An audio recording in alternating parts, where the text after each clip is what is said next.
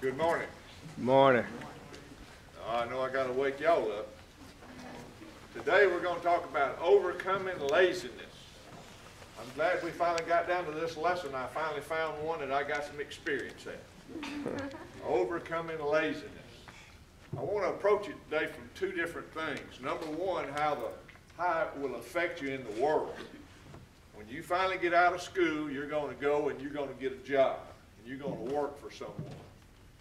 And the lazy folks, those that don't overcome being lazy, it's going to cost you money.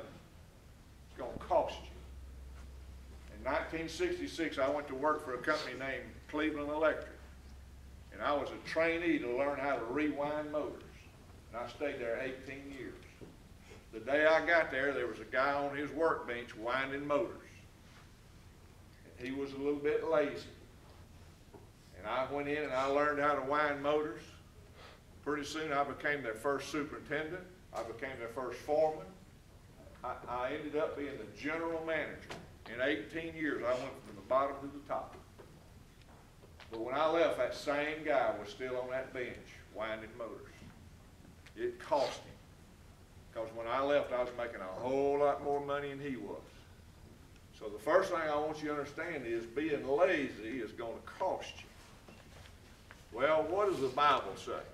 What does the Bible say about being lazy? You know, in the Bible, it's only the word lazy is only in there 8 times. But I want to share with you when the word lazy is used in the Bible, it is associated with evil, worthless, wicked, sinful people. That's kind of scary, isn't it? When we are lazy, we're going to, according to the Bible, we're going to be categorized with sinful, worthless, wicked people. Now, I understand from time to time we're going to have a day when we're just lazy and don't want to do anything. And I think that's fine. But the kind of lazy we're talking about overcoming today is when it becomes part of your personality. When it becomes part of your lifestyle, you become lazy and you don't get the job done. And so we're going to look at a few scriptures and talk about that. But what are some of the things that you could be lazy about doing? Well, the first one I'd mention would be schoolwork. You might be a little bit lazy at doing your homework, doing your schoolwork. You might be a little bit lazy about doing your chores at home, doing the things you ought to do. Well, what happens when you get lazy in those things? If you're lazy at doing your chores, all of a sudden your parents are on your back all the time. Every time you look around, your parents are telling you what to do. Wouldn't it be a whole lot better for you just to go ahead and do it? Wouldn't that be amazing if you'd shock your parents? But wouldn't it be amazing if we just took the initiative to go ahead and do the things we know we ought to be doing?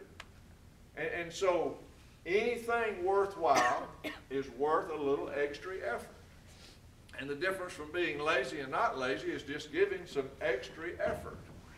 And so we ought to consider that. I'd like to share with you some of the scriptures about being lazy. In Proverbs 10, it says, lazy hands make for poverty. In other words, makes it for being poor. Lazy people are not going to get ahead. And so you should not be lazy. Proverbs 12 is kind of a unique verse. It says, the lazy do not roast any game. And what he's talking about is people go out and hunt and kill some animals, but they're so lazy they won't even cook it. Now that's being pretty lazy. It even gets better.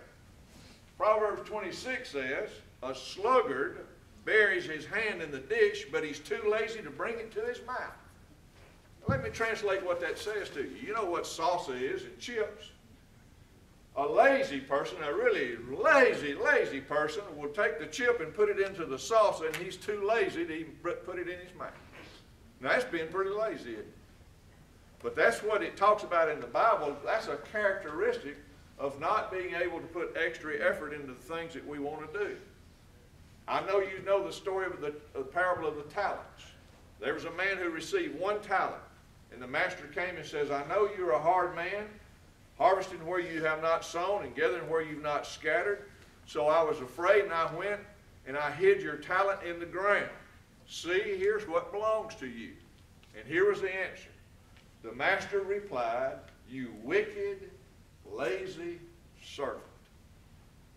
If we don't do what's right, if we don't do what we ought to do and need to do, we're lazy. And if we're lazy, the Bible says not only we're lazy, we're wicked in our thoughts. And later on, this same master says, you throw that worthless servant outside. Cast him into darkness where there will be weeping and gnashing of teeth. So this overcoming being lazy is an important thing because it's an attitude. It's a part of our life. In Titus 1:12 it says, the Cretes, one of the Crete's own prophets said, Cretans are always liars, brutes, and lazy. Now he wasn't putting compliments on these people. He said, you know how those Cretans are. They're always lying. They're lazy. They're good-for-nothing people. And that's what lazy folks are. Well, how are we going to overcome being lazy? How are we going to be sure we do what the next right thing is? In Hebrews 6 it says, God is not unjust. He will not forget your work. The antidote to being lazy is to go to work. God will not forget your work, the love that you have shown him as you have helped his people and continue to help them. We want each of you to show the same diligence to the very end so that what you hope for may be fully realized. We do not want you to become lazy. How can we overcome being lazy? Go to work. Put in extra effort. Change your outlook on what your goals are. I think I shared with you one time, I love to cut grass.